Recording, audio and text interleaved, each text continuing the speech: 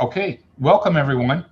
I call this meeting of the San Diego City County Reinvestment Task Force to order at 2 o'clock on June 24th, 2021. I'm County Supervisor Joel Anderson. I'm pleased to serve as co-chair of the RTF with San Diego City Council member Monica Montgomery Stepp. This is the second meeting of the RTF this year. Today's meeting is occurring by webinar pursuant to the California Governor Newsom's Executive Order N2920. This order was authorized on March 17th, 2020 in response to COVID-19 public health emergency.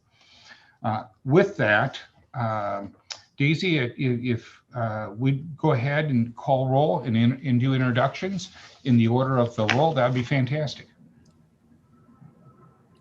Thank you, Supervisor. Members, could you introduce yourself, please? I think that we'll go in the order that's in the agenda, which means Pam, Chi, Ali, Frank, Roquette, Antonio, and then we'll go to the next six.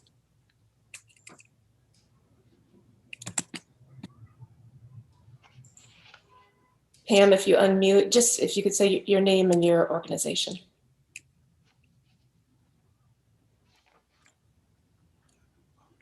Okay, we'll skip ahead. Pam, you went unmute, but for some reason we can't hear you.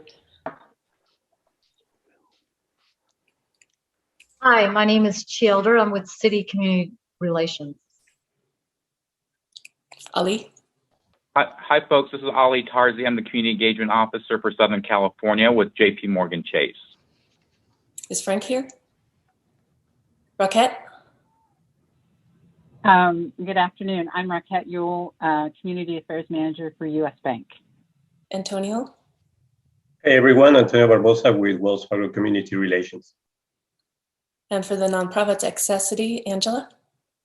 Hi, my name is Angela Zappia, Director of Grants and Impact with Accessity, formerly known as Axion, serving Southern California. And today I'm serving in place of Elizabeth Shaw, our CEO. Adriana?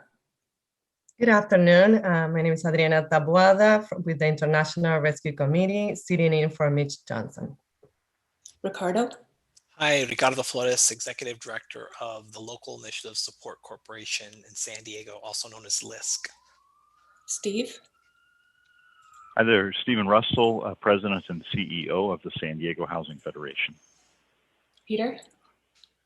Good afternoon, everyone. Peter Armstrong, Vice President of Real Estate Development with Wakeland Housing and Development Corporation. And we'll circle back to Frank. I heard everybody. I was on the other side as a guest and not a panelist, so nobody can hear me. Apologize. Frank Robinson with Union Bank. Welcome. And Pam, do you want to try again? If not, nope.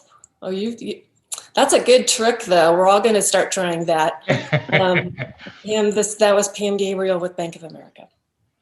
I wonder if she's a panelist or whether she's a guest, like Frank was. Yeah.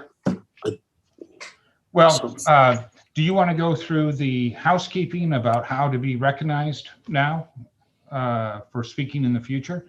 And then we'll go to the non-agenda public comment. Yes, thank you. Polly, as administrator, could you tell us how we're going to do public comment and also comment during the agenda items, please?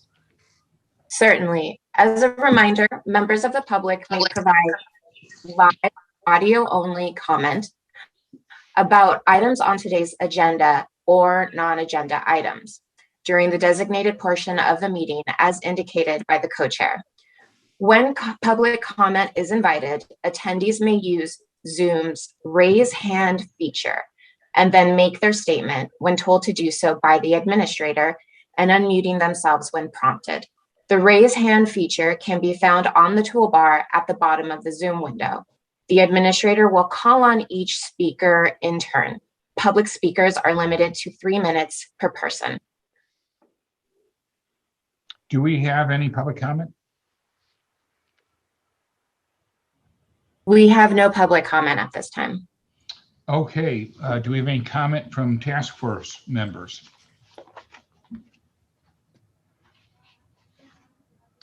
we are making excellent time. So with that, I'll call for approval of the minutes from the January 21st, 2021 special meeting of the RTF. Do I have a second? Second, it's Frank Robinson. Awesome. With that, all in favor? Do we have a roll call, or do they just do it all at one time? Do they raise their hands? Holly, how have we done this in the past? It's been a while since we had a meeting, at least since I had a meeting. I think we just do oral ayes and Okay. and nays. Aye. Aye. Aye. Aye. Aye. Are there any opposes? How about abstentions? Well, then the motion passes unanimously. Thank you, everyone. Now we have staff report from our RTF manager, Daisy. You're up again. You're very popular today so far. I like to get it out of the way. Daisy Crumpton, I am the Reinvestment Task Force Manager at the San Diego Housing Commission. If I could, so I had kind of prompted the members that if they had, since it's been 6 months since we met, if you have significant announcements that we haven't heard, I guess basically by now everybody knows Axion is now Accessity, which is really exciting. The member comment was a chance to do that, whereas we usually use it for just sort of class announcements and things like that often.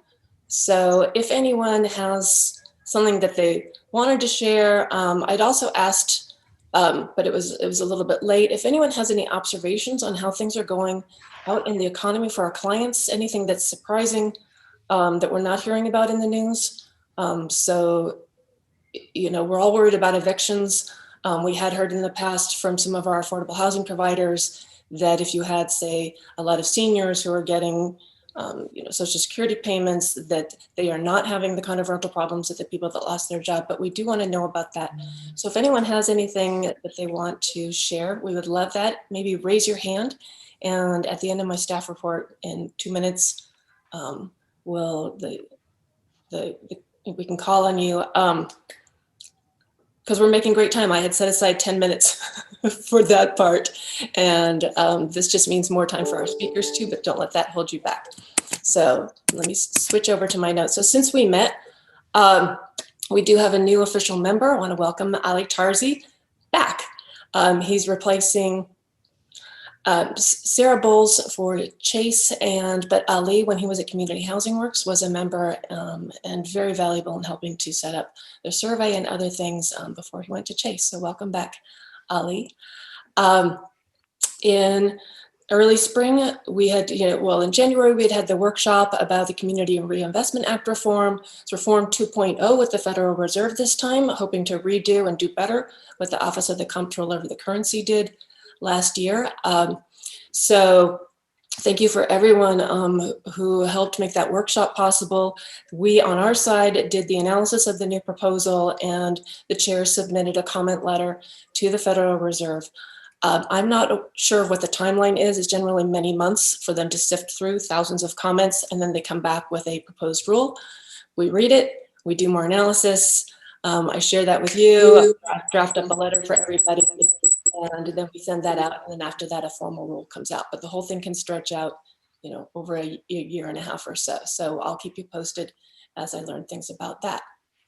The other big thing that we did early in the spring was working on the Earned Income Tax Credit Free Tax Prep San Diego program, primarily with our main partner, Dreams for Change. As I had mentioned in January, the state, like so many funders, redirected a lot of funding to really more urgent COVID-related services away from the tax preparation that it had been serving. So we were able to backfill some of that with the grant that we have from Citi for this purpose, and keep Teresa up with some of her numbers, but her numbers did go down along with the whole coalition, which is also a function of it's just harder to serve people. You have restrictions, social distancing, working remotely involves more technology. But what we did as a result was rework all of our messaging and communications. We sent out thousands of flyers and emails, and the EITC partners nationally and United Way had put up a couple of different platforms for doing your own taxes. And so we pivoted our communications to, are you comfortable doing your own taxes? Here are a couple of seminars that we're doing on that workshop so you can learn how to do your own taxes. If you don't want to wait for an appointment, or if there aren't any more appointments available, here's another option where you can still get help and it's still free. So we're waiting to hear how those numbers went. The tax season was extended, as you know, and only recently closed. So they're still doing a lot of data crunching. Adriana, do you want to add anything about IRC's experience? You don't have to, I'm putting you on the spot. Hi, Daisy. Yes, absolutely. Yes, for IRC, we also pivoted to providing the services remotely. In the previous years, we've served about 3,500 individuals with a total number of returns for a little over 5 million. This year, we did see a decrease in the numbers. We served 1,900 individuals, so definitely a significant reduction there. And this is, again, as you shared previously, is due to the fact that we had to transition to provide services remotely. A lot of the clients who we serve already face certain barriers due to language barriers or access to digital, to technology and digital literacy. So those are things that we kind of had to navigate, and the reasons why we saw such a decrease.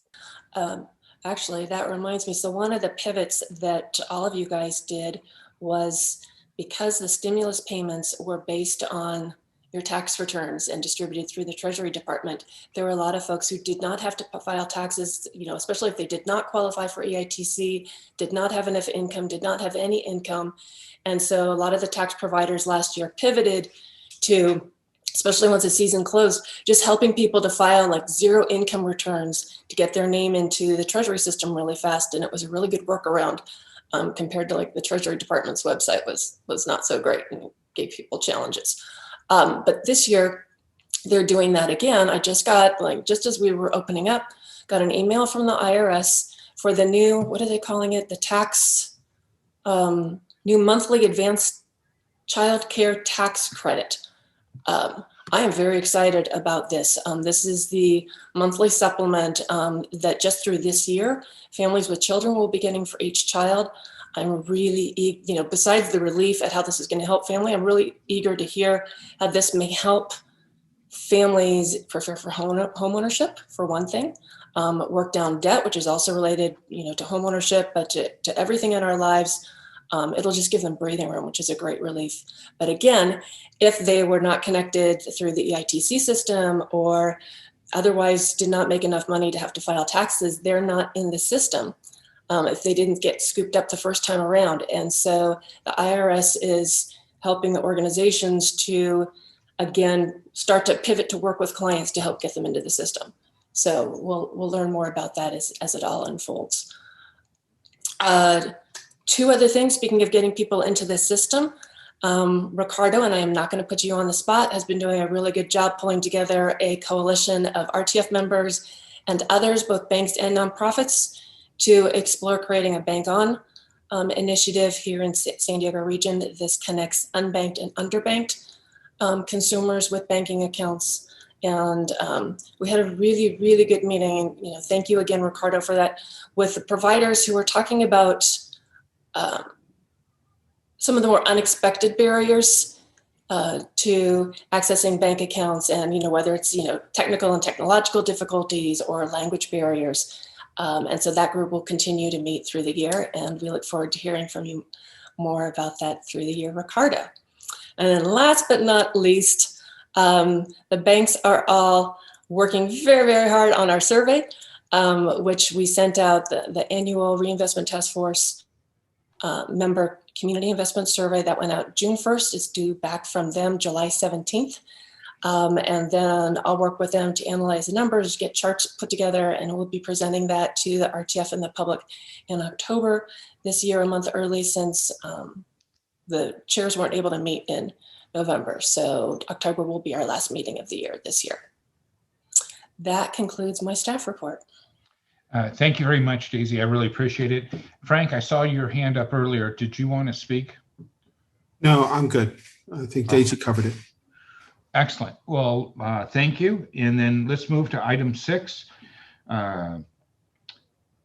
the final two, well, you just covered the final two quarterly meetings. They'll be held 1 to 3 on Thursday, September 16th and Thursday, October 21st. Do I have a motion to approve these dates for the RTF meeting in the third and fourth quarter of 2021? Sorry, folks.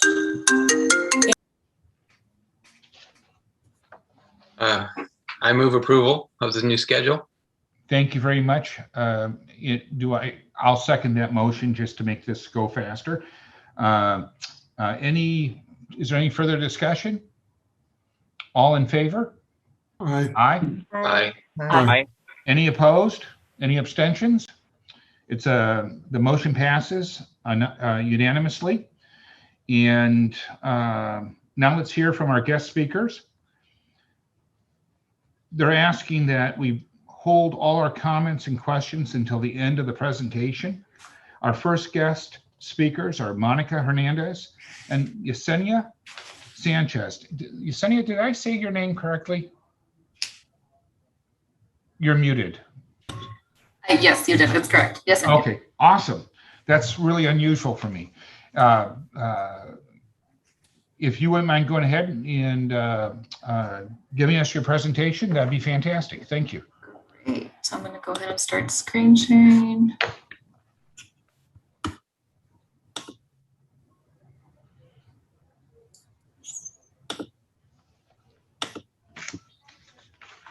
Okay. So I know you guys have already heard a little bit about lending circles, so I'm just going to give a bit of a refresher for everyone who doesn't know. I'm an FOC coach here at Casa Familiar, and basically what we do is help people with their finances and any type of situation like that. So lending circles is a social loan, so it's just basically borrowing money between friends, family, and community members. It's already a well-known practice within our community. The only thing that's different with MUF is that it's formalized, so we are federally backed by Wells Fargo, so there's no, like, if anyone misses their payment, nothing happens to your distribution amount.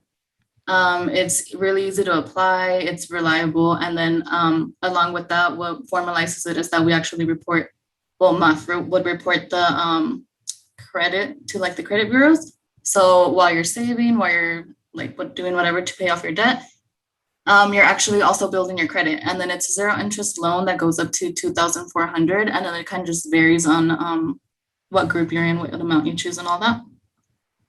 So like I mentioned, the process is super easy. You just go to lendingcircles.org and then put in the 92173 zip code so that it can redirect you to Casa Familiar. And then you put in your basic information. And after that, we're able to then call you to get all the remainder information.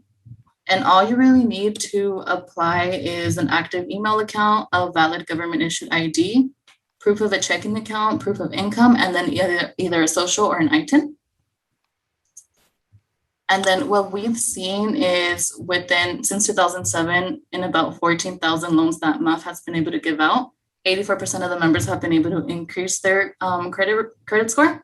And that's from anywhere from 80 to 170 points. We started with them in around November, so we've done roughly 50 applications with them. And our first cohort was actually 30 members, so it placed us like pretty high. Well, it was like national recognition within the MUF community. And then this is a success story of one of our clients. She recently lost her husband and her dad, so we put her in the program. And she's trying to qualify to get a loan. So she went up, this is just in a 3-month span, she went up about 118 points. And then along with that, we also helped her with her finances, and we're helping her to get a job as a medical assistant. So really improving her financial goals and helping her reach them. And then within the first cohort, we saw an average of 32.4 point increase within a 6-month period. And then our second one was 19 point average in just the 3 months because they haven't finished their cohort yet. And then we are partnering with like other communities. So for example, we have our local community college that we partner with, and they send us students, and then we help them increase their credit through here. Yeah, and then again, we're still growing it. So we're in the works of starting another partnership with a different program, but we're just waiting for approval on that one. And this is super quick. So partnering with MUF, like any organization is able to do that. You just have to attend like their monthly meetings and then go through like the process of applying and then going through the like getting the portal access for a CBO. And then you're able to then start the training to launch your own lending circle programs. And then I don't know if like anyone wanted to partner with us, if that was like the point of this meeting, but the way we do it is basically just through a referral. So my email, and then also Mariana, who isn't here on the call, but she does generally like run the program. Her email's also on there. So we just set up referrals and then we do monthly or bi-monthly check-in, monthly meetings. And yeah, that's pretty much the whole presentation, super quick. We've been seeing a lot of clients who, because of like their work schedule or whatever, it's really easy to contact them better through text. So we've seen a lot of like those things. And then the great thing about lending circles is that we're very flexible. So like we just need like a 2 weeks notice if anyone's having like financial issues. So we're able to help them in that way. And yeah, that's pretty much it. Any questions? I can like send partner brochures if anyone needs them with the foc@casafamiliar.org email, and then to give out that information. Is there anything specific that you guys wanted to like hear though, aside from like numbers, how it's affecting the community? Does anybody have any quick questions? And we need to go to public comment too. I skipped over that. Oh, I see Daisy, I see your hand up, but I also see Antonio. So will the administrator, will Holly call on you all, or do I do it? You would do it, Supervisor, but I think Antonio and I were the ones who reached out to MAF and who wanted to get the update. So Antonio has the big picture view. Let's have him go first. And if I still have any questions, I'll help guide. Perfect. Well, thank you, Daisy, and thank you, Jessica, for the presentation. I just wanted to know, at this moment, how many clients are part of the lending circles with CASA, and what's the potential of growing the program? How many more groups can you handle? Yeah, so as far as numbers, the most we've done is just the 5 groups. So right now we only do 1 a month. So I guess the additional 4, but we can also grow. We do have it's just a 2-person team on this program, but it's not that difficult of a process. So we could grow it to larger. And then if needed, we could pull employees from other programs. And every group has 8 members, or how many members, or 10 members? It ranges from 6 to 12. The minimum that we do is 6. And that's just so everyone can get like a good amount of distribution. And then active clients that we have right now, I believe it's 34. So we have space for more. Okay, thanks. Okay. Thank you, Yesenia. Thank you for joining us today. We were all, and Antonio and I especially, were super excited to bring the program to San Diego from, it was available in other regions. So we are really glad that CASA was able to step up and be the partner.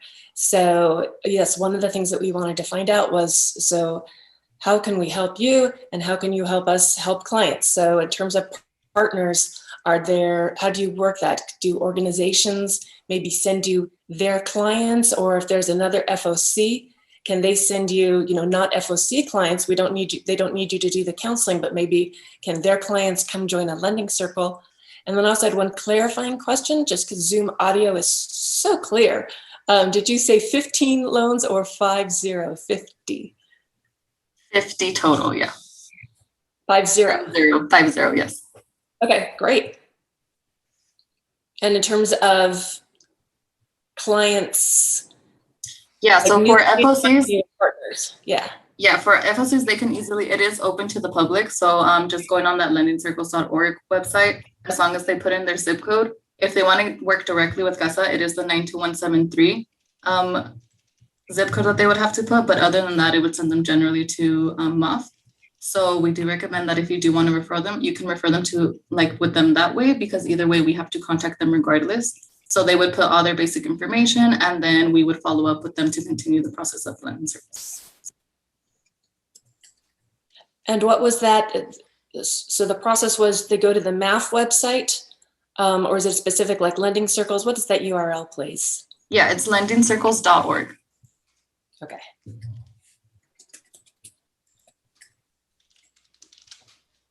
Okay, thank you. That's all of mine. I guess Supervisor, maybe we'll go to Public comment. Yeah, public Because I comment, skipped and then over your it. comment and the members. Do we have any public comment for agenda item 7? We have no public comment at this time. Okay, terrific. And do any of the members have any additional questions or comments? Frank, I see you waving your finger, but you're muted and you don't have your hand up. But I apologize. I recognize you all the same. It's not my day today. Question was around the effort that you're doing, which is fantastic. I mean, I'm working on something similar with IRC. Is there a geographical location where your 50 clients are based? And I'm only saying that as a mapping issue of around, you know, any payday lenders around there, you know, that you're seeing people move away from and go towards you. Because that's, you know, there's nothing better than a 0% loan. I mean, there's nothing. Right. And, so I'm curious. Yeah, so generally we do work more like with South Bay, but because it is open to the public, like we can get from wherever. The thing that we've seen with Lending Circles though was that it is a lot of like word of mouth. So community members who are already participating in it will work with their family members, their friends. So it's generally within the same area. And I would say most of our clients are San Isidro based. So it is a lot of San Isidro residents, but we have had people from like, I think we've had a San Francisco one who even applied with us. So it's pretty broad. Okay. Thank you. Well, thank you so much for your presentation. That was really insightful. And Frank, thank you for that question. I hadn't even thought of that. And as soon as you asked it, I thought I should have thought of that. That's a great question. And thank you very much. Thank you. Now we'll move on to item 8. And RTF member and San Diego Housing Federation Executive Director, Stephen Russell, will present about Roadmap Home 2030. Do we have any public comments for agenda item 8?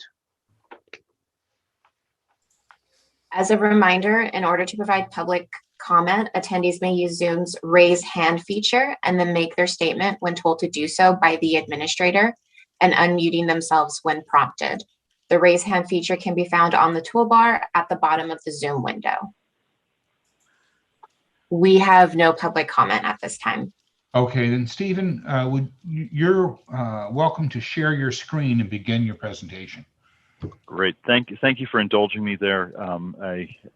We had a mix-up on a prearranged call that I was obliged to be at. But so I'm here today not just as a member of, or as the president of the San Diego Housing Federation, but also as a member of the board of Housing California, which is one of the primary authors of what we're calling the Roadmap Home, which is a comprehensive, let me get my screen shared and get on presentation mode. And let's see here, slideshow. Sorry. There we are. Are you seeing the title slide? Actually, we'll start there. Roadmap Home. So California's Roadmap Home is really, trying to address the fact that California has always been a place where people come to build a better future, where we really come to find the promise of the California dream. And, that opportunity represents the promise of how great our state can be. And as Amanda Gorman, the National Youth Poet Laureate, so eloquently stated at the presidential inauguration, quote, somehow we've weathered and witnessed a nation that isn't broken, but simply unfinished. And we see California in the same light. But right now, we are in a place where the promise is in jeopardy. And the pandemic, natural disasters, racial injustice have created a perfect storm from which real change can be born. And so we've seen that Californians, government officials, businesses, labor leaders, and everyday residents have shown a hunger for California with safe, affordable housing and homelessness challenge and stable homes for all. But our state's affordable housing and homelessness challenges didn't just happen overnight. Decades of intentional construction of racist policies and historic systems of inequities helped get us there. These policy decisions have created disconnected systems and structures not only in our housing and homelessness-centered programs, but also at the intersections with workforce development, healthcare access, economic vibrancy, and climate change. These decisions and incomplete systems have resulted in systemic racial injustice, a widening wealth gap, and a growing housing and homelessness crisis. How we respond to this really matters. We know that where a child grows up is the single most important factor determining whether they'll have opportunities for economic mobility and health, or whether they'll struggle with perpetual hardship and instability. So for tens of thousands of our neighbors, especially brown and black families, the promise of a better life has been pushed out of reach by decades of racist housing policies. But we can bring opportunity back into focus by investing our resources differently, because we know that we all benefit when everyone has access to stable housing and thriving communities. In short, we have a chance to bring opportunity into focus for all Californians, and the roadmap is the vehicle for doing just that. The Roadmap Home 2030 is a comprehensive framework of equity-centered, evidence-based policy solutions that, if fully implemented, would end homelessness and create stable, affordable homes and thriving communities for all Californians.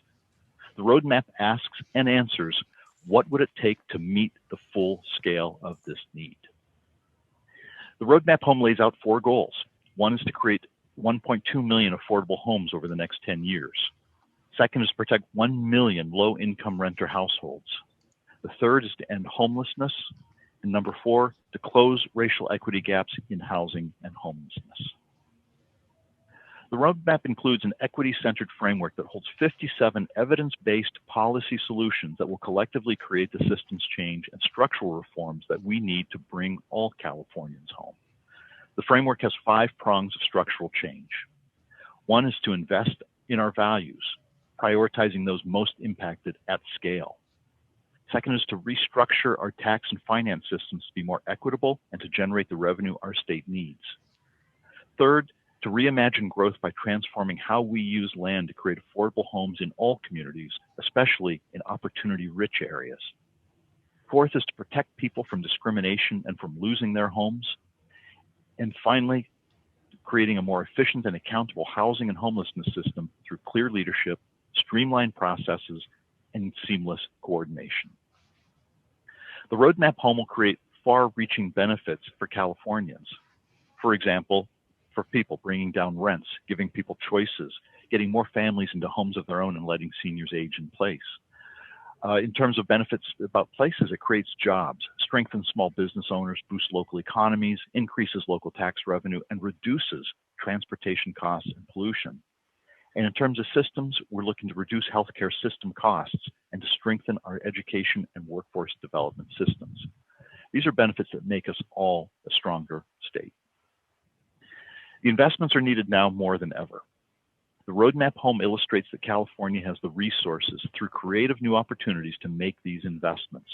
The roadmap proposes about $18 billion in investments, but identifies over $23 billion in new potential revenue. And we have an opportunity right now at the state with a $75 billion state surplus.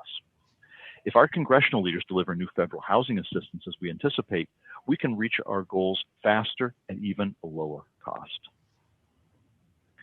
So implementing the roadmap would meet the 4 goals outlined earlier. 1.2 million new affordable homes, ending homelessness, protecting 1 million low-income renter households, and closing racial equity gaps in housing and homelessness. It would also have other important impacts, including tens of thousands of new home ownership opportunities, preserving nearly 150,000 affordable homes, creating 500,000 market rate homes, creating hundreds of thousands of jobs, and generating billions of dollars in income and taxes. The Roadmap Home represents a diverse statewide coalition of advocates and experts. The Housing California and the California Housing Partnership led the creation of the roadmap in collaboration with dozens of partners. The California Budget and Policy Center has been a critical partner on policy development and research. The development of the Roadmap Home was guided by a set of core principles. All of these listed here. And the key being that this problem is solvable if we actually approach it from a principled basis. Race Forward, a national leader on racial justice, facilitated a robust process with our Racial Equity Task Force to embed racial equity in all aspects of the roadmap. It's built into the DNA. The Research Advisory Committee, consisting of leading researchers on housing and homelessness from California universities, local and national research institutions, guided our methodological approach in line with the latest best practices and evidence-based, and provided vital input and feedback. Further, the Policy Advisory Committee included representatives from affordable housing, tenants' rights, homelessness, health, and public policy sectors, and provided expert input and feedback on roadmap home policy recommendations. We engaged a hub and spokes model to get input from hundreds of partners and stakeholders through dozens of listening sessions. This included meeting with folks in the legislature and administration, advocates and practitioners in affordable housing, homelessness, tenants' rights, and other related sectors like disability rights, environmental justice, and business. We didn't just write a report. We're building a campaign to educate Californians about the scale of the need and the vision of the roadmap. We're building a broad coalition and base of supporters who can mobilize quickly to take action in emailing their legislators, for example. And we're providing support on key legislation, budget asks, and bills that advance and align with the roadmap. For example, there's a few of the policies we're talking about. So some of these, we could go through and identify that you've got budget asks. We've got asking for additional 500 million additional low-income housing tax credits. We've asked for AB 328 to reinvest funds, savings from closing prisons into reentry housing. And we're asking for 200 million to quickly deploy disaster housing relief funding by the Affordable Housing Revolving Development and Acquisition Program. These are just some of the investment package issues, some examples. So we're doing, we've also got endorsed bills, which are in various states of standing right now. We're in the middle of a legislative session. And so some of these have been rolled to two-year bills, some are still going. But we have definitely tied the goals of the roadmap to legislation that is in front of the legislature right now, and where possible, advance them. So our call to action is the way we're going to make the roadmap home a reality. It takes collective action. And here's a few things that you can do to be a part of the solution. You can endorse and get on our mailing list to learn how to take action and get involved. And you can email legislators to urge them to endorse the roadmap. So this is the right moment to be bold. We know what the scale of the problem is. We know that the solution to it is within our grasp. And we thank you for the opportunity to present the roadmap and hope that you will join us and as individuals support the effort. Thank you. Does anybody have any questions or comments?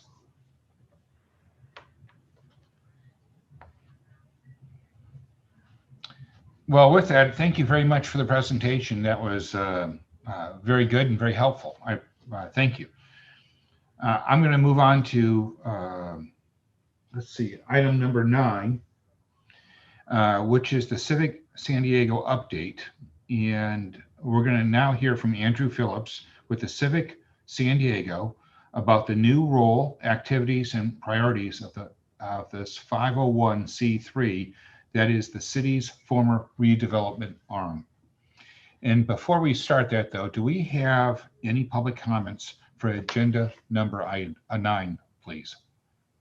Supervisor, if I may, at the RTF, we've usually followed a protocol of asking for public comment afterwards, because unlike public bodies that are acting on public or cannot act on public comment, we can answer questions. And so it's a nice opportunity for a dialogue. But you can take it That's fine. I did that with the first one, and I was out of the script's order, but I'm happy to jump away from the script. So with that said, then Andrew, I don't know if you need to share your screen or what we need to do for your presentation, but that would be terrific. Thank you. Great. Hopefully you all can see my screen. I started sharing it. Yep. Good afternoon. I'm Andrew Phillips. I'm president of Civic San Diego, and joining me today is Michael Lingel, Vice President of Lending Investment, as well as Gustavo Bedart, Manager of Community and Economic Development. And we are extremely excited to be here today and then provide the opportunity to share a little bit about Civic and where we're going. In fact, you're one of the first organizations to hear about our rebranding efforts and our transition to Civic Communities, which will actually take effect July 1st. So excited to actually have the opportunity to announce that. The mission of Civic is to promote community and economic development through 3 lines of business. It's our capital solution or community impact in lending and investing, through consulting and technical assistance, as well as providing project management and construction management services. Our goal is to form lasting partnerships that result in thriving and sustainable communities. Before we dive into what we do, I want to give a quick overview of the Civic structure. Most people are familiar with the organization of Civic San Diego and the work that Civic San Diego has done for the city of San Diego for many years. In July of 2019, the city actually withdrew as the sole member of Civic San Diego, and Civic San Diego is now a private nonprofit organization. Civic San Diego's main job is to provide consulting services to the city to assist them with the wind down of former redevelopment agency. What most people are unaware of is that Civic is made up of multiple entities that's part of the Civic organization. In 2012, we formed the Civic San Diego Economic Growth and Neighborhood Investment Fund. It's a nonprofit entity. This entity became a certified community development entity, or CDE, for the purpose of receiving and deploying new markets tax credit allocations. This is the entity that has been rebranded as Civic Communities. As we wind down the role of Civic San Diego, we are winding up the activities of Civic Communities, and we'll be focusing on providing capital solutions, technical and consulting services, and project and construction management services to our partners in the community. So let's jump into what Civic has done and what we'll be doing going forward. Going forward, our primary focus is providing lending and investments, which are focused on underserved communities. Since 2012, Civic has been a certified CDE, and we are eligible to receive and deploy the new market tax credits into projects in qualified neighborhoods. Just this year, Civic also received its designations as a CDFI and can begin providing capital under the CDFI program. Civic is also focused on providing housing, particularly affordable and middle-income housing, and to provide loans or equities into housing projects. Given that overview, let's dig a little bit deeper into some of these programs. As mentioned, Civic is a CDE since 2012, and we've received $163 million in new market tax credit allocations. And we're very proud to say that 100% of these loans and investments have been in underserved communities. These investments have been used to support the development of community facilities, educational facilities, healthcare facilities, youth serving facilities, and youth supportive housing, as well as a manufacturing facility. This map shows the areas that the new market tax credit allocations can be deployed. We are focused on projects that are in highly distressed areas or areas represented in red on the map. Our typical projects range from 8 to 20 million and can be used on real estate development or to support ongoing operations. In terms of the impacts from our new market tax credit investments, the following represent just a few of the impacts. But as mentioned, 163 million invested entirely in low-income communities. Over 13,000 low-income residents served, over 1,500 jobs created or retained, and 35 units of affordable housing. As I mentioned, Civic received its CDFI certification early this year, and we're excited to begin providing loans through this program. We have 2 main areas to focus our lending. Our first is community impact lending, focused on community facilities, housing, and land acquisition. And we also have our Building Business Success program, which is focused on providing assistance to MBE and DB businesses, particularly those located in low-income neighborhoods. The program looks to build capacity and grow small businesses. To date, these are just some of the entities we have been able to provide funding through as part of our CDFI Community Impact Lending Program. These loans have been used to support small business and provide pre-development capital for housing projects, as well as loans to assist in land acquisition. The Building Business Success Program is a multifaceted capacity building program designed to help build the procurement capacity of disadvantaged small businesses by addressing issues of comprehensive small business education, building social capital, increasing access to capital, as well as increasing access to procurement opportunities. While Civic is leading the program, it cannot be done without our partners. Civic is funding the educational programs that will be put on by the Council for Supplier Diversity. Civic is partnering with developers, anchor institutions, and the regional EDC to create access to contracting opportunities. And in fact, our first educational cohort will begin on July 15th in connection with the Supplier Diversity Council and hosted by the National Corps, which will take place on a National Corps job site as well as complete a project. The cohort will meet weekly and complete the program by September. In addition to our new market tax credit and lending activities, Civic has been investing in housing projects. To date, we have provided direct equity investments into 2 projects and are working on closing 2 additional joint ventures for the development of housing. One of the closed investments includes an investment into the Middlemarch Middle Income Housing Fund, which is a partnership between Norwood Development Strategies and Civic Communities to facilitate the development of middle income housing. Civic is also working to provide a one-stop shop as it relates to ADUs called our Home Plus program. So as mentioned, Civic is very focused on providing housing for San Diego, including housing at all income levels. While a lot of focus has been put on the need for affordable housing, there's also a need for middle income housing or housing that supports families earning between 80% to 120% of AMI. Civic has partnered with Norwood Development Strategies for the creation of the Middlemarch Fund and has provided a direct equity investment into this fund. The fund completed its first investment into the Sequoia project early this year. This project will provide a range of housing options, including 7 units at 50% of AMI, 18 units between 50% and 80% of AMI, 52 units between 80% and 120% of AMI, and 23 units above 120%. This project was accomplished without the need for any government funding in order to construct the project.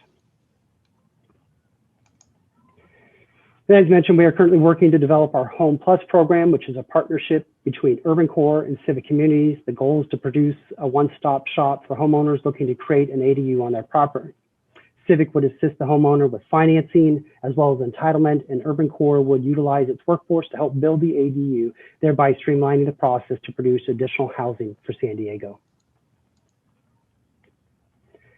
And I won't spend too much time covering the other 2 business lines, except to mention that we do provide consulting and technical services. Those services could be used as fiscal agents, as a fiscal agent or fiscal sponsor. We can assist with grant writing. We can provide real estate financial analysis and pro forma development, or back of house and HR administrative services. We also provide project management and construction management services, and our main focus for clients are other nonprofits or community-based organizations, small development firms, and other entities that would benefit from our experience and talents of years of providing these same services to the city of San Diego. So I hope that has given a quick overview of Civic and some of the exciting work that Civic is and will be doing. Michael, Gustavo, and I are happy to answer any questions you may have. Does anybody have any questions? And before we start the questions, do we have any public comment? If any attendees would like to provide public comment, you may do so by using Zoom's raise hand feature located at the bottom of the Zoom window. We have no public comment at this time. Does anybody have any comments or questions? Stephen, I see your hand up. Yes, thank you. Thank you, Supervisor. I just wanted to put in a good word. I mean, I'm really proud to be a board member of Civic San Diego. It's been a way for me to continue the work in economic development beyond the scope of just affordable housing, but true community development that is really essential to a healthy economy.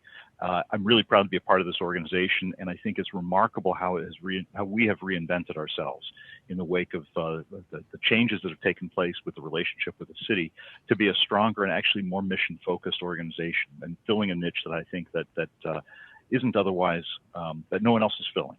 So I think we're catalytic in a lot of really important ways. I'm proud of the work. And I just want to thank the staff for what they've done over this past year. It was a Herculean effort to transform this organization from what it was to what it is becoming. And it's going to be a continued Herculean effort to support the communities that we serve. So I just want to give kudos to Andy in particular for leading that charge, to Michael for being the brains behind so many things in this town. But here at Civic, it's pretty remarkable. So thank you for the opportunity to crow a little bit. I completely agree with your remarks. Do we have any other questions or remarks from any other board members? Gustavo? I would be remiss. Thank you, Supervisor. I would be remiss if I didn't, on behalf of Civic Communities, we would like to thank Wells Fargo as well as U.S. Bank for their support. Antonio through Wells Fargo Bank and its foundation has been very supportive of our CDFI efforts on the procurement on our Building Business Success program. So I want to say thank you to Wells Fargo and to Antonio for championing that, and to Roquette from U.S. Bank, who has been so supportive as well on the ADU program. It's obviously it's a small way to make an impact on affordable housing, and it's a new program and very an important program as Andy mentioned. So we want to thank both U.S. Bank and Wells Fargo for their support. Thank you. Chi, did you have something you'd like to say? Yes, thank you, Co-Chair Supervisor Anderson. And I appreciate the presentation, and it was very clear, and congratulations also on the CDFI designation. I know that's huge, and that was quite an accomplishment. And so the deck was very interesting. I saw, I forgot which slide it was, but it talked about your investment in affordable housing in underserved communities. Just curious how you define underserved. We are investing primarily in those that are designated for CDFI, so the low-income census tracts that are designated by HUD. So as a CDFI, we're required to invest 60% in those. So we're following the HUD designation in terms of census tracts and low-income census tracts. Thank you.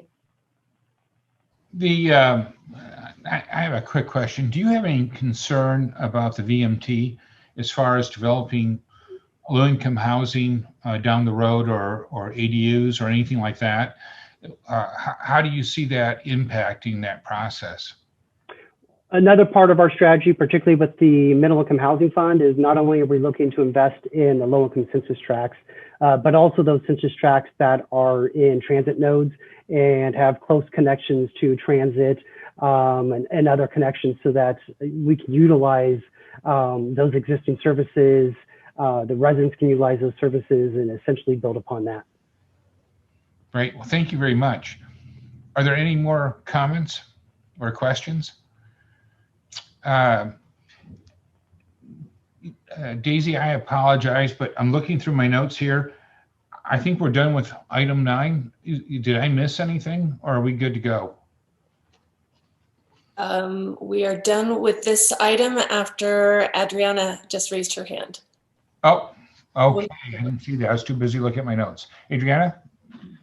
Thank you. No, I just had a question for Andrea in regard to the eligibility for businesses trying to access capital. Just if you could share a little bit more about that. Yeah, actually, Gustavo, do you want to take a dive into the Building Business Success Program and kind of some of the parameters? Yeah, thank you for your question, Adriana. I mean, the most important thing is, as Andy mentioned in his narrative, we're trying to empower the individuals who maybe not have access to certain industry type of capital.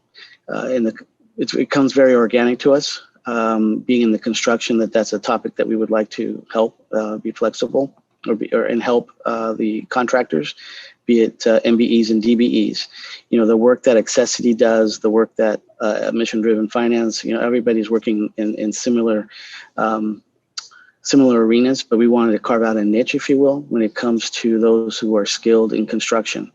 And so when we've spoken to Elizabeth, or when we talk to our partners, whether Accessity or other micro lenders, they're all very focused on the micro lending for startups or for kind of nascent organizations or businesses. We want to work in a particular parameter where MBEs and DBEs, veterans, women-owned businesses who are in the construction primarily, are looking to procure contracts with larger institutions like a university or a water authority or a school district. And so our qualifications are similar to micro lenders, but we want to carve out a niche to a special industry and empower those individuals who are in that industry to be able to access not only capital, but also mentorship. How do you procure in such a competitive arena? And how do you gain access to those procurement contracts? And we would like to have the capital ready for them and the training ready for them and the coaching for them, so to avoid those hurdles, if you will, or at least be more competitive in those hurdles. Thank you very much for clarifying this out. Yeah. Well, thank you very much for your presentation. It was very helpful. And now we're going to move on to item number 10, the State of Black and Hispanic Ownership Reports. First to present is Alfredo Ramirez, 2021 President of NAHREP San Diego, the local chapter of the National Association of Hispanic Real Estate Professionals. And he'll be followed by Derek Luckett, founder, past president, chairman of Real Estate Brokers. Joining Derek will be Darren Houston, president of the San Diego chapter of NAREB. So with that, Alfredo, if you want to share your screen or do whatever you need to do for your presentation, please get started. Thank you. All right, thank you. Thank you. Good afternoon, and thanks, Daisy, for the invitation. My name is Alfredo Ramirez. I'm the president of NAREB San Diego. NAREB, National Association of Hispanic Real Estate Professionals, is the largest Hispanic business organization in the U.S. With over 100 chapters and over 40,000 active members. Our mission is to promote Hispanic home ownership. We are the voice of Hispanic real estate, and we provide our members with countless resources because our mission is to truly empower and educate the real estate professionals who increase Hispanic home ownership and strengthen communities. We organize educational events and networking gatherings, as well as advocate for policy change. And let me introduce to you Cathy Martinez. Cathy is our chapter's Government Affairs Director, and also part of NAC, National Advocacy Committee, a committee that advocates for policy change. Cathy, did Cathy join? I don't know if they let, we were in the waiting room, but I don't know if they gave her access. She's just joining, but she's on mute still. Okay, perfect. All right. So yeah, together we will discuss and share some of the highlights of our 2020 State of Hispanic Home Ownership Report, as well as other NAREB important statistics. And we will also share some of this on the chat box and a video, so everyone can look at it. I don't know if you can hear me or see me. When I saw myself, I was upside down, so I don't know how to fix that.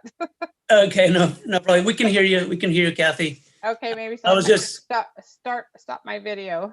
So can you see me now, or am I still upside down? You're upside down. Okay, I'm going to stop the video. Okay, so I just really wanted to talk about NAREB, and Alfredo touched upon a few things. So my name is Cathy Martinez, and I am the Government Affairs Director for the San Diego chapter of NAREB, and I have been for the past 4 years, and been a part of NAREB for at least 10 years. And the reason for that is because NAREB firmly believes in every individual who desires to become a homeowner and who can sustain a mortgage should be granted access to a piece of the American dream. And we also have a policy part of NAREB, which is NAC, which is our National Advocacy Committee. And what we do is we really go and advocate to DC and to the Capitol here in California about housing inventory, access to credit, immigration, and how that affects housing, and also how the pandemic has affected the Hispanic community. So one of the big things is access to credit, and access to credit is so vital to the Hispanic community in being able to purchase a home. And a lot of the bills that we're really pushing for is the Housing Supply and Affordability Act, to be able to grant programs for the development and implementation of housing supply and affordable plans, and the Neighborhood Reinvestment Act, and the Yes in My Backyard Act to encourage localities to advance policies that eliminate exclusionary zoning and artificial barriers to housing production, and to build more housing near transit to to encourage coordination between transit agencies and local governments to align transportation investments and land use and zoning policy, enabling more housing in transit served areas. Now, we wanted to talk a little bit about the Hispanic median income in San Diego County. And currently it's at $64,198. That's the most recent study that we have. In order for a family in San Diego to be able to afford a median sale price home currently, they would have to increase their income by at least $32,000. That would take them up to about $95,000, which in this market, with $825,000 being the median sales price in San Diego, that's almost out of reach. So that's what we're here for. We're here to champion that. You know, a lot of this is a little high level for me. I mean, I'm not on the high level part of it. I'm more boots on the ground and meeting with clients and working with the San Diego Housing Commission in their affordable for sale programs and actually meeting with clients. And I think that the biggest hurdle for them is just the knowledge, just knowing that the programs are there and having access to real estate professionals and lending professionals who really understand all of the different aspects of all of the different down payment assistance programs in order to help them, in order to assist them when they go to the table and make their offers on these overbidded homes that are out there, that they have a chance. And so really my push, my one thing I wanted to get across today is just, you know, how can we better educate not only the community that these programs are available, but also the real estate industry and the lending industry on how to hold the hand of that person who's raising their hand and wants to be a homeowner. Alfredo? Yeah, and just to share with you guys some of the really shocking numbers and statistics from our last report. Between 2020 and 2040, 70% of new homeowners will be Latinos. So this is amazing. Between 2020 and 2040, and one of the reasons is the median age for Latinos is 29 years old, which is a prime home buying age. And just a few other things I just want to share with you from the report. The San Diego Hispanic population, this is from 2019. It was 1,140,000, so 1.1 million. And then the households, Hispanics in San Diego that are homeowners, 117,462. And the total San Diego total owner households are 609,000. So California is one of the states that had added more Latino homeowners in the last decade. Texas was first, California second, and Florida third. And then just more recently, last year, 2020 was the most credit restrictive year in many years due to COVID. Also last year, unemployment rate for Hispanics was 10.48%, which was the highest since 2011. And interesting statistic, only 28% of Latinos were able to work from home compared to 48% of non-Hispanic workers.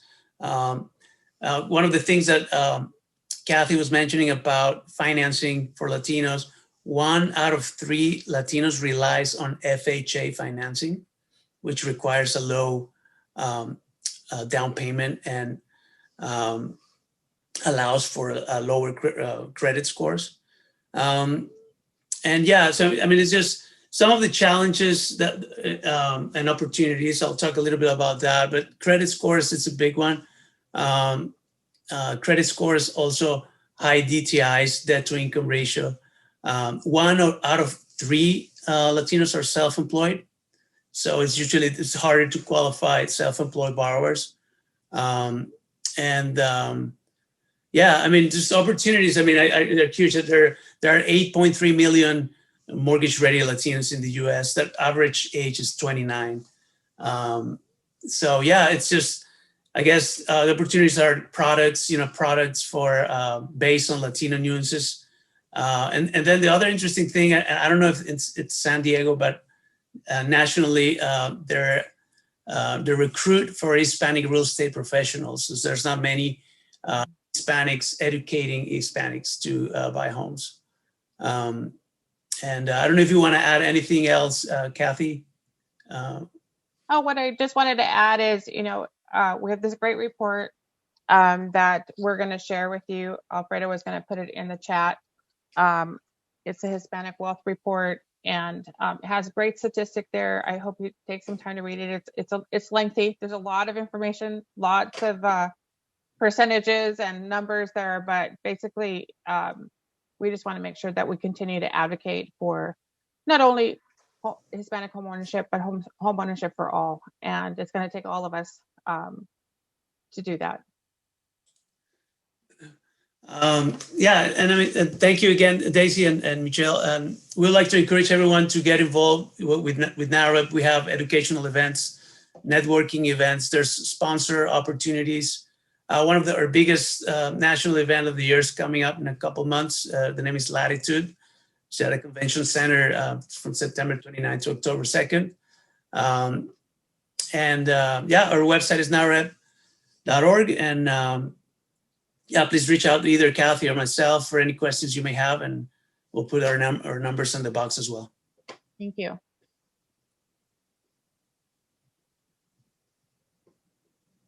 Supervisor, Supervisor, you're on mute, but also chat is really limited in this public meeting format. If you guys could maybe state out loud, and then it's in the record too on the recording for anybody who watches this in the future. That would be helpful, along with websites. You recall I asked for a clarification on a website address. Supervisor, we had originally suggested doing all of the questions and comments at the end because we knew we would be short on time, but since we're a little bit ahead, I might suggest that if anyone has any clarifying questions specific to this presentation, we could ask them before we move into the other one. Otherwise, we can hold questions till the end as we plan. Well, I see Ali has his hand up, so why don't we go there? I do think there's going to be a lot of similarities in differences, and I think that's going to spur some questions of why the experiences are different. But Ali, if your hand's up, if you'd like to make a comment or a question. I think a question, thank you, Supervisor. The affordability gap that you referenced, and sorry, this is Ali Tarzi with JP Morgan Chase. It's a daunting issue, and we know that down payment assistance often serves as a filler to help sort of fill that affordability gap. As early as this morning, what feedback that we're getting from our community partners is that in this particular market, there's a need for down payment assistance, but buyers who rely on them are also overlooked by sellers, and it's becoming a challenge in this really sort of frantic market environment. So I guess my question is, are you seeing this trend? We don't want to over-index from it if this is just sort of an acute in nature. And if you are seeing it, are there any recommendations, especially from a policy perspective, that might be able to support buyers who rely on down payment programs? Talking to NAREP, is that the question for NAREP? I think for NAREP, yes, for Cathy or yeah. So I can go to that question. So yes, it's been extremely challenging. Since I originate also, I've had clients that I work with were strictly first-time home buyers, had at least 100 buyers who have gone through the education piece, the saving part, the credit fix, all of the things they needed to do, 6 to 10 months, sometimes 12 months, and have had lots of successes until COVID hit. Now that COVID is here, a lot of them lost their jobs, or they had to use their money that they had saved for their down payment for rent because they lost their jobs. So yes, it's been extremely challenging. Those same people are still mostly on hold to purchase a home, and now housing prices have skyrocketed. So will they be able to buy in the future? We're hoping so, that they will still be, they're still raising their hand. They still want to be a homeowner, but because of COVID, there's been so many things that have been out of their control. We've had successes with the San Diego Housing Commission's Affordable for Sale program, where they have properties that are set aside for those first-time home buyers that are within those income limits and family size limits, and then also having to partner not only that program, but partner it with other programs in order to get them to where they're 20% down or more in order for them to even get in. So I know we're talking about programs and different entities, Chinoa, and a lot of different entities have the monies, but it needs to be enough money in this market for them, for it to make a difference for these first-time home buyers. So yes, it has been challenging. Absolutely. Have a lot of them had to sit on the sideline and watch these prices go up and have to wait. Yeah, that's happening. So that's just kind of my little side of the world on what's happening with first-time home buyers, and it's actually been devastating for a lot of them, to be honest. Thank you. Thanks, Cathy. You're welcome.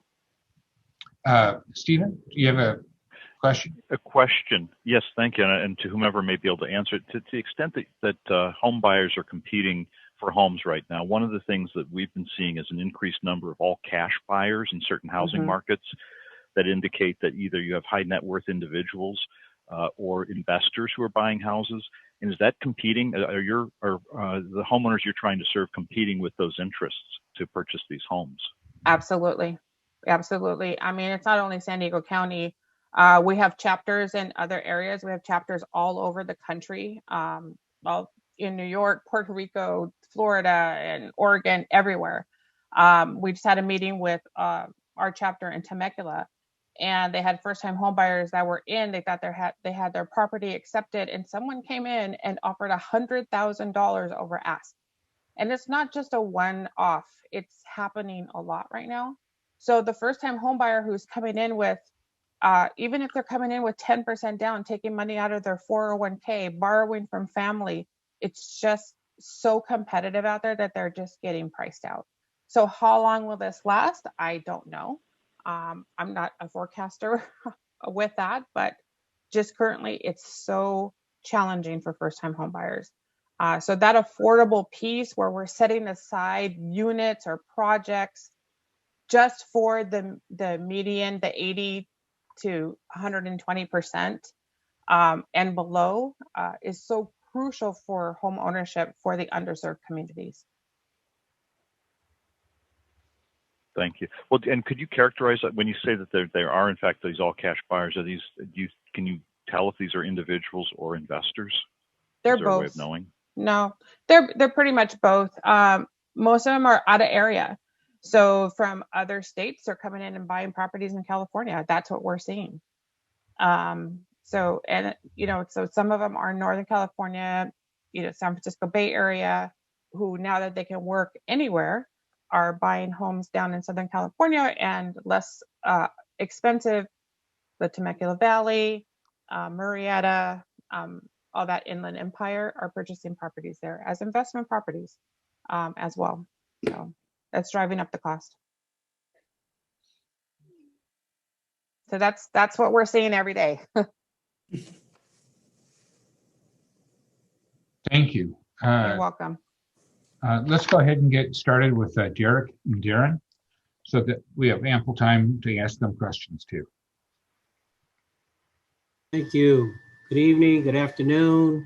Hope everyone's doing well. I see a lot of friendly faces there. No one's smiling, but everybody's friendly. I know that, but this is a serious matter as well. Good to see everyone.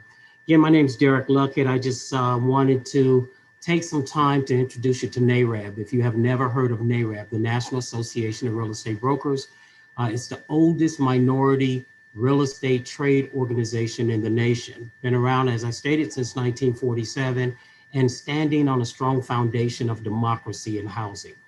NAREB was born out of a need, and there was a need at the time for African Americans to have their fair share of housing, or people of color to have their fair share of housing.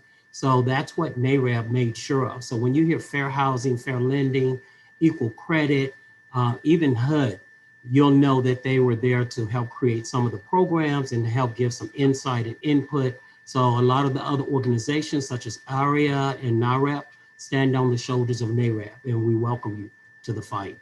One of the things that I will share with you, just to give you full disclosure, I am the current founder of the local chapter of NAREP.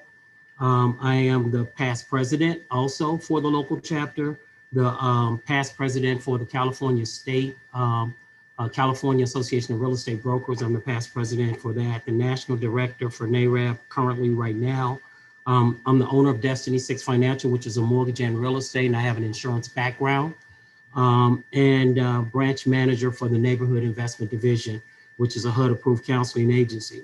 I'm also the NAACP Housing Committee Chair and San Diego Association of Realtors Legislative Committee and Housing Opportunity Collaborative. I work with them as well. So as you can see, I eat, sleep, and think real estate most of the time, or what we can do in the community to help other families acquire housing and close the wealth gap. We also educate our people not just on closing the wealth gap, but creating generational wealth. We think it's imperative that we teach that as well, because a lot of times the parents didn't know what that was about, but we make sure going forward that the people that we work with have that knowledge on how to protect it and how to hand it down to the next generation. One of the things that I'd like to do is share my screen if possible. Can I just click on this little green thing down here at the bottom and I'll be sharing it? Is that okay? Where is my, got it, thank you. How you doing, Mr. Frank? Okay, I know that means great. Okay. What we have here is the state of housing in Black America. I'm not gonna go through this whole thing with you. What I will tell you that it's 94 pages. This is on our website. You can go to nareb.com, pull this down, and it has a lot of information in it. And I believe that Daisy has sent it out to you guys, or someone from her team had sent it out to most of you. But if you didn't, feel welcome to go in and take a look at that. I think that the state of housing in Black America is so imperative because of our position. Our position when it comes to the state of housing, just to give you some numbers, I kind of ran a few numbers earlier just to make sure that I had the 2019 and the 2020. So not picking on any one institution, but just giving you some insight as to what the numbers look like collectively as a body. And this is from the HMDA reporting. In 2019, the total mortgages were 110,457 throughout San Diego County. So again, that was 110,457. Of that, the white population received 57,545 loans. The Hispanics received 15,907. The Asian Americans, 10,551, and the Black population, 2,832. In 2020, the total mortgages generated, it increased. It went from 110,457 to 199,669. With that being said, the white population numbers doubled, almost. 102,221 loans were generated. Hispanic, 26,000. Asian Americans, 21,500. And Black Americans, 4,000. So as you can see, we completely have a problem because we are at the bottom of the totem pole. And the reason is that there are several entities that are in place. A lot of folks don't like to talk about the R word, and that's simply redlining. Redlining still does exist in this day and time. We don't like to talk about it, but that's a reality and that's a fact. And if you don't know where the red line is, then you need to know. And that red line is drawn throughout San Diego because of the 8 freeways, the dividing line, from the have and the have-nots. So more loans are done on one side of the freeway than the other. Can that be because there's more advertising on the other side? Can that be because there are better agents on the other side, better families? I don't think so, that there's better families and things like that. What I think is that there's something technically wrong here. when I look at the data that says that everything is going well with the CRA and the reporting that comes up under the CRA, I find that it's quite interesting that the numbers say that everyone's doing a good job. But the data says that that's based on a census tract. But if you base it on race of the census tract, then you'll get a clearer number, just as the numbers I gave you today, that there's a shortfall or disparity in that a disparate impact that's being created by not having the right tools in the right locations to give home ownership to everybody on an equal playing field.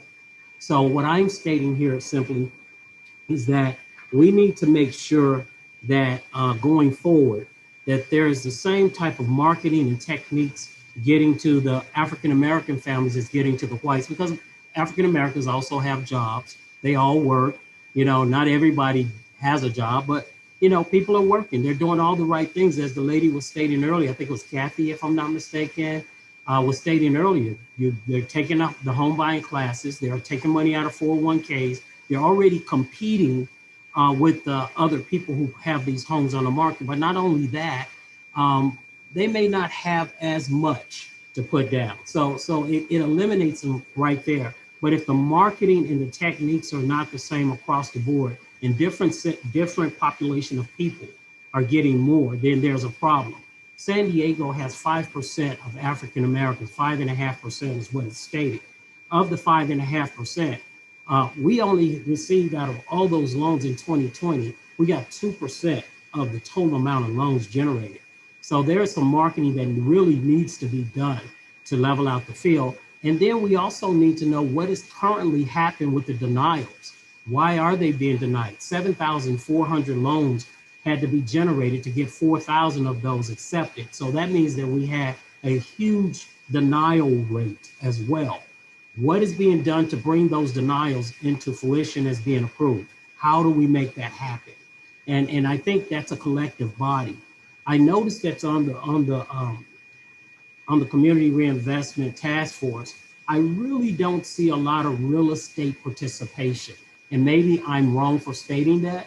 I know that there's housing counseling agencies involved. I know that there's banks involved, but you need you need ARIA at the table. You need NAREP at the table. You need NAREP at the table, because we're the ones with that experience. If I didn't say it, I'm licensed real estate, I'm licensed mortgage, and I have that insurance background. But if we're not actually at that table, then decisions are being made about housing that affect not only those people, but it affects us as well, because we're in that market. So it's imperative that you hear our voice. And that's something that I would ask of the Community Reinvestment Task Force, is to consider opening up three slots at least to fill in with people who have the background possibly for SDAR, ARIA, NAREP, and NAREP. And I know if we don't ask, we shall not receive. So I'm asking that of you guys, and you guys can make a decision on that. I'm going to hurry up and go through mine, because I'm going to turn you over to Darren here in just a second. There's a couple of other things. We have federal policies and guidelines. Here's our 2020 to 21 federal policy agenda. If you want to look through that, you're more than welcome.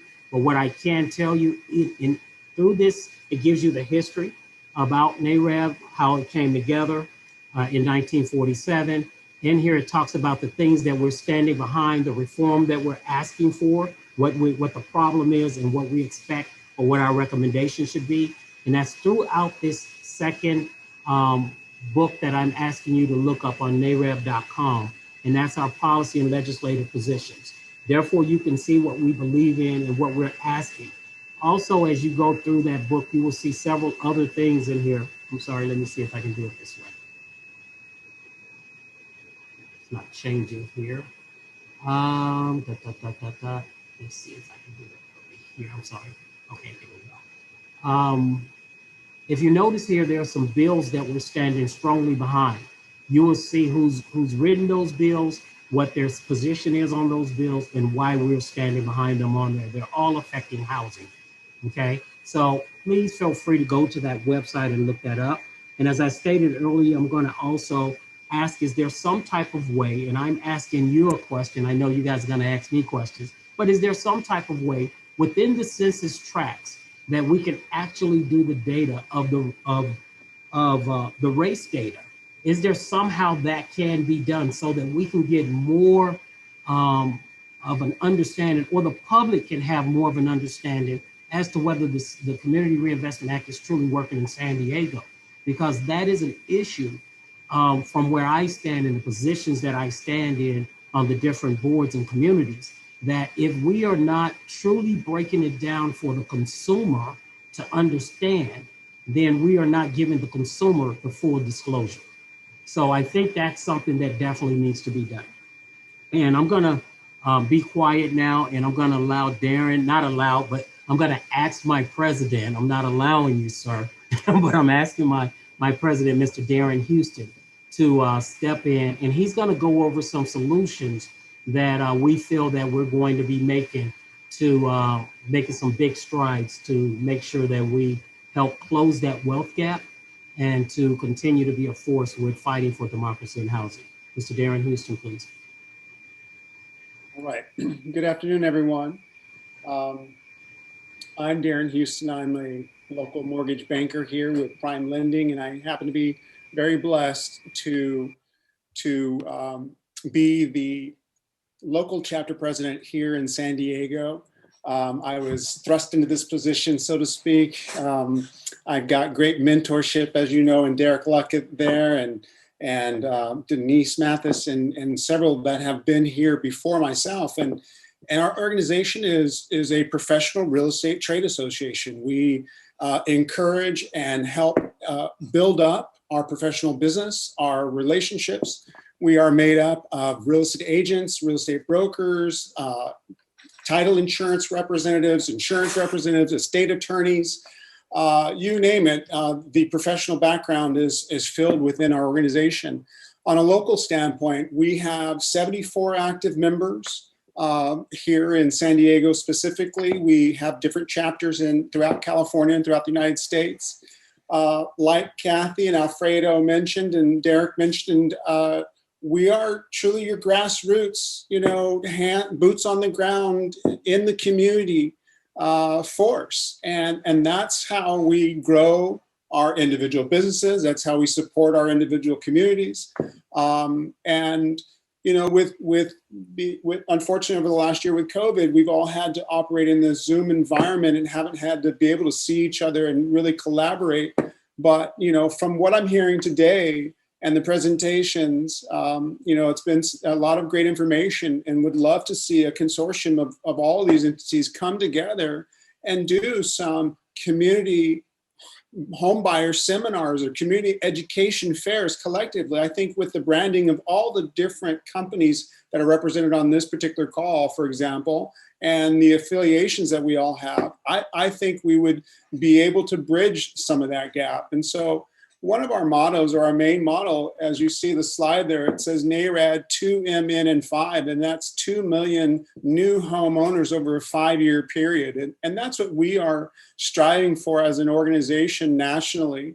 I can proudly say that we have 64 new Black family homeowners here in San Diego in the last 16 months that we've been tracking that. It's difficult to track. Like Derek mentioned, how do we understand what is being calculated outside of what's on the HMDA report from us lenders, what we have to report as to, who we're serving. But we've got 5 basic strategies that I want to share with you.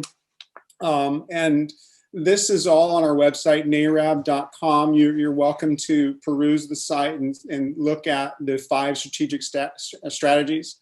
The first one, which is probably the most prominent, is our faith-based civic engagement program. And basically, if you were to survey, 75% of the Black households that were surveyed reported that they had some type of affiliation with a religious organization.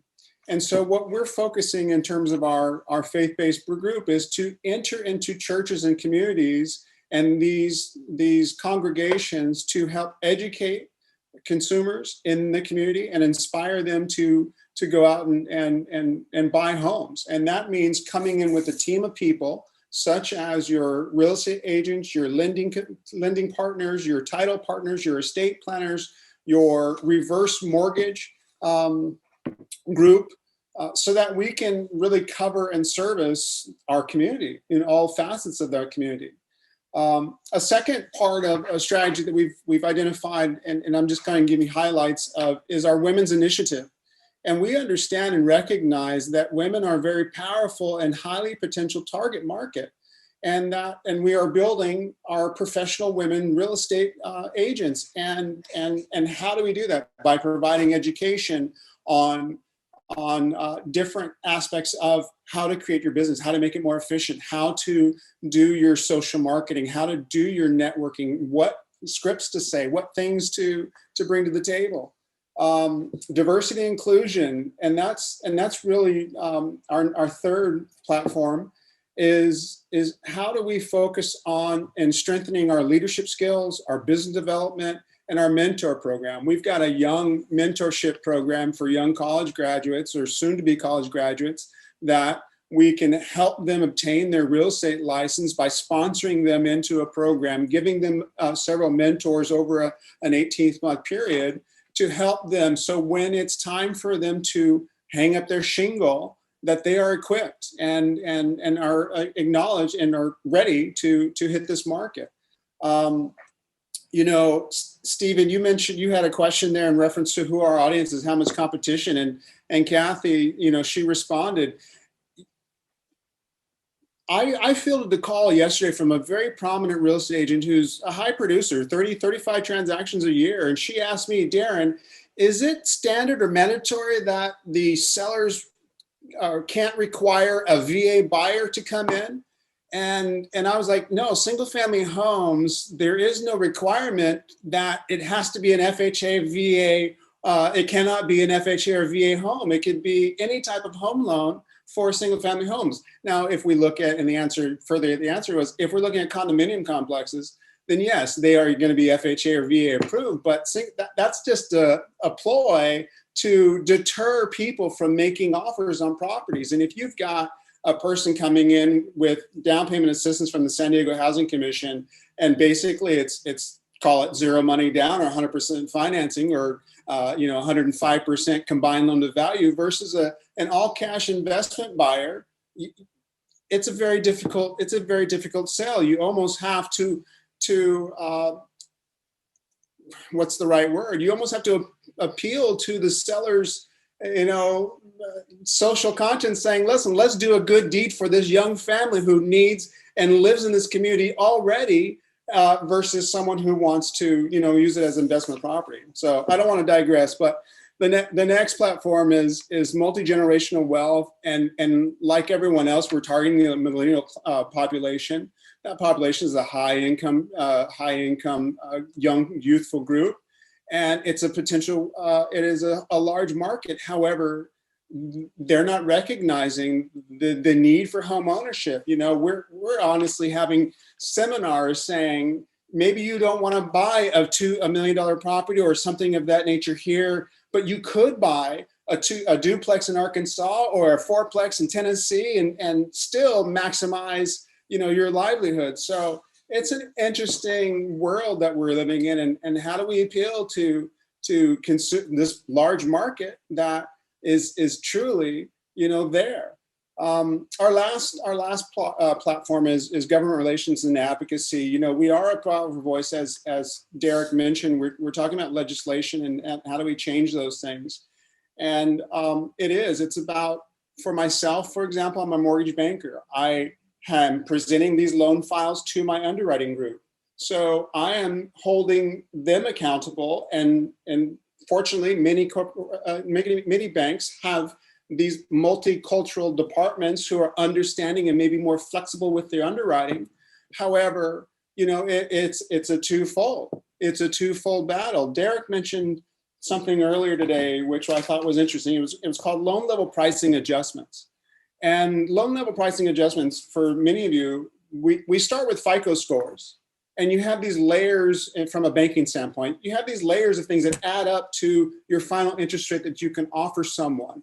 And that could be based on the county, it could be based on the property itself, and the debt to income ratio. There's so much that affects the consumers, and so much that is unnecessary and maybe rightfully wrong, if for lack of a better word. So they say the struggle is real. It is. It is about providing education to the consumers, working hand in hand with our local communities and our local communities and such to present this information. Everyone's doing it individually, but if we came together as a collective voice, we would have much more impact. I firmly believe that. So thank you all for this opportunity, and we're open to questions and we're open to everything. Yeah. Antonio, I see your hand up. Well, great. Thank you for the great presentation. Question for Darren. So you have a goal of 2 million in 5 years at the national level. Do you have a specific number for San Diego?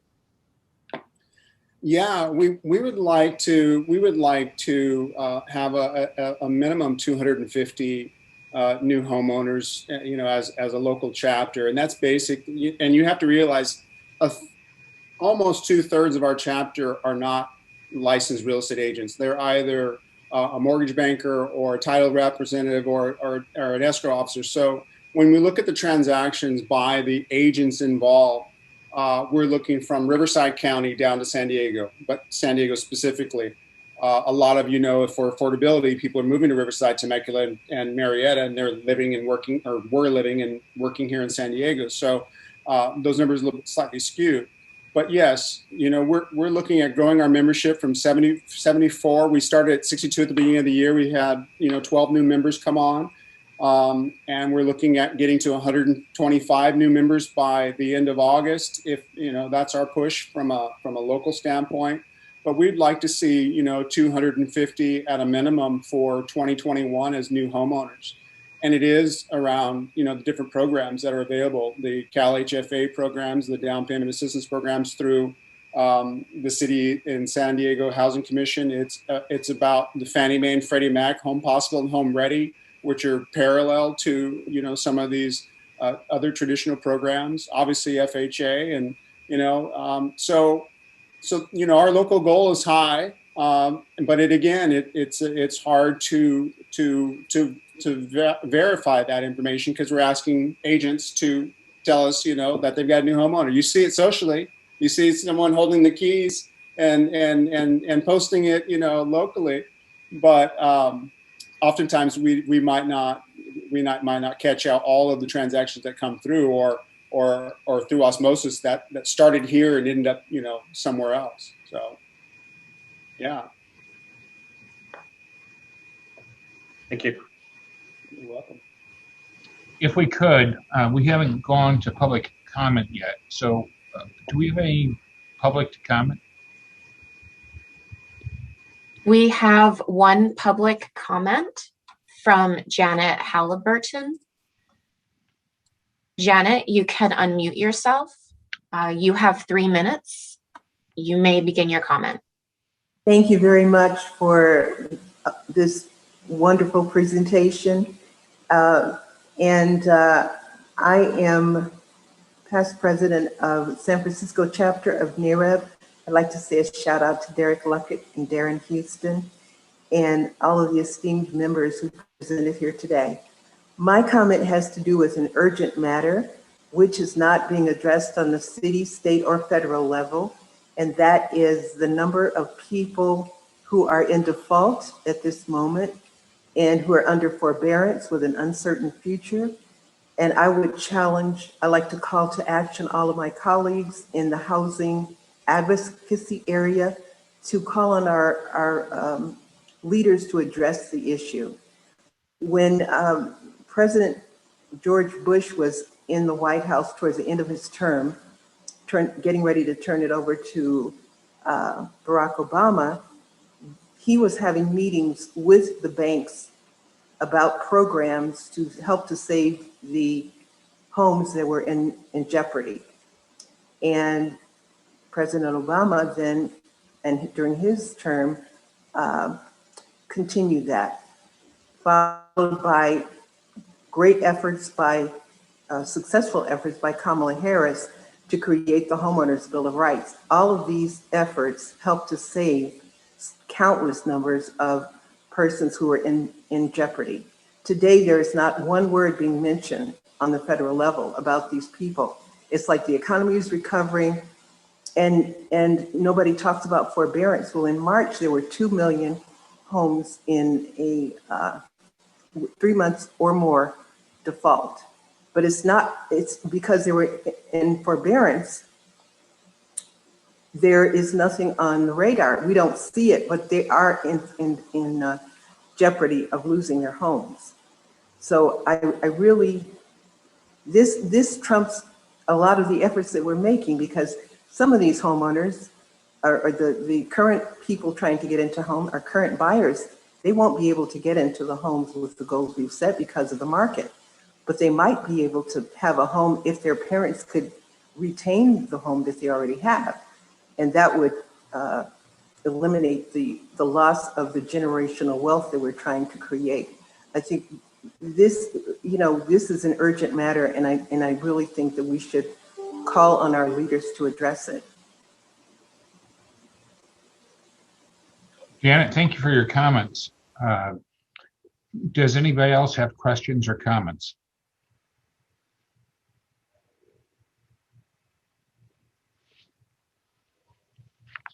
There are no more comments at this time. Okay. I did have a question, since I did ask whether or not you guys could bring in real estate professionals to be a part of the task force. What procedure would be needed to even introduce that to the task force so that we can know that we're a part of the solution versus not understanding what's going on with the task forces?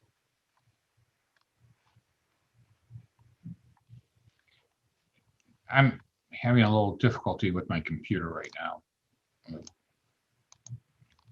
Daisy, can you help me with that question?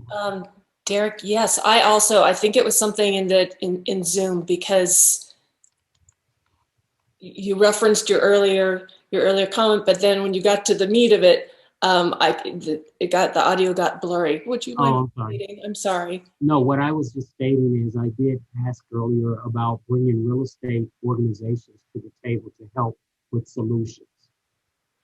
Is that an option or no? Or what is the procedure to even introduce that to the task force?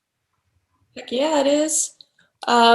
This is, one of the reasons that we, and I particularly, were so excited to bring you guys on board today, is that we've been watching what you're doing and also planning here an expanded counseling effort with support from Wells Fargo. And so we're planning that counseling grant, and I'm not ready to talk about it, but part of that is because we've been talking to Wells Fargo and said we need to reach out to the people closest to the ground before we even plan this. And so I will be in touch with everybody. That is the first way that we would like to engage you. And we will also take your recommendation about a seat on the RTF under advisement. We are strictly regulated by who gets what seats, and then also trying to make sure, I always say, it's like an everything pizza, right? And for a long time, even small business wasn't represented. So that was one of the first groups that we wanted to bring back to the table. But you're absolutely right. This is a critical piece of it. So I will talk to the chairs and their staff about that, and we will see what we can do about that.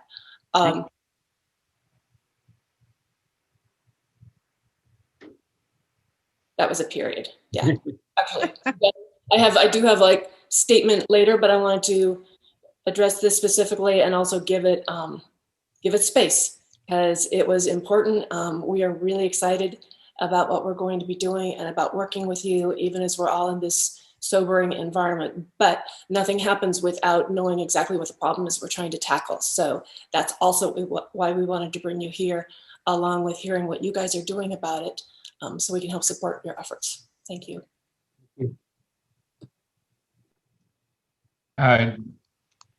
Cathy, I see that your hand is up. Oh, perfect. I was going to remove the presentation because I couldn't see everybody.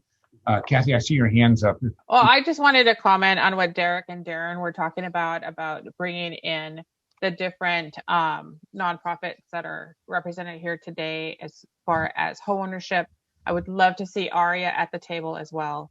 I think they would be great. I think if we're all working together, Derek's correct and Darren's correct that, we're all shooting for the same goal. And we're all advocating for homeownership and advocating for these programs and advocating for the hardest hit communities and all of that. And I know there's still that 80 to 120s, and I see those people too, and they're raising their hands, and I feel for them, and I wish there was more for them. And the 120s and above to maybe the 140s, I mean, they're not even at the table either because they can't afford it, but there aren't the programs for them. They're in the middle.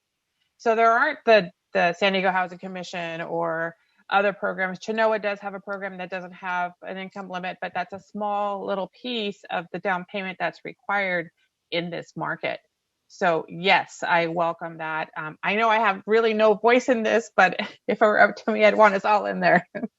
Thank you, Daisy. Thank you, everyone. Thank you. Stephen, I see your hands up. Yes, thank you. So I'm on the board of California Housing Finance Agency as well. We just had our board meeting this morning, and among the items was a report on home ownership and the programs that Cal HFA has for home ownership. And San Diego, I was like, Cal HFA does not perform well in San Diego at the moment. Part of it is due to the high cost of the housing, which means it's hard for first-time home buyers. Yep. But that's not the whole part of the reason. And I would say that the connections we can build, not just through the community-based organizations that are trying to, get people financial literacy, but the folks who are specialists in the transactions, because you see repeatedly what are the hurdles from a unique perspective. And so that's my long-winded way of saying that I would certainly support if the opportunity comes to have, realtors as part of this. Realtors working in the parts of the community that we are trying to serve would be really valuable. So thank you for suggesting that, and I hope that we as a group can advance that goal. Thank you. Are there any other remarks or questions? Well, the two presentations were excellent. Daisy, go ahead. All right, if not, so I wanted to end on this. To everyone, I highly, highly recommend these two state of Hispanic and Black homeownership reports. I will share links via email to the RTF members and post it to the website for the public. The website is sandiegortf.org/meetings. We file documents under the meetings. These reports are so thorough and educational and beautifully done. It's nice when you have national resources behind you, and they're different in their own way. But for all of us, and all of us are in this world, who need statistics ever from these communities, both about the need, but also, what is this future market? These reports are rich with that data. So at least you know where they are, or you can always ask me for them, but I'll send them out to all of you. Thank you. Thank you. And I want to thank everybody for taking time from a busy day to be in this call. I think there was a lot of really valuable information, and I think the work we do is important in lifting people in our community and giving them opportunity for home ownership, however it looks, is a good thing. And I want to thank you all. That concludes all the items for today's agenda. And with that, we're adjourning at 3:48. Am I supposed to say anything else, or are we done, Daisy? No, the meeting is adjourned. Thank you, Supervisor. Just say goodbye, and the tech team will turn us off once everybody starts to click off. Thank you all for coming. Thank you all. Thank you. Thanks, everyone. Be safe. Thank you all.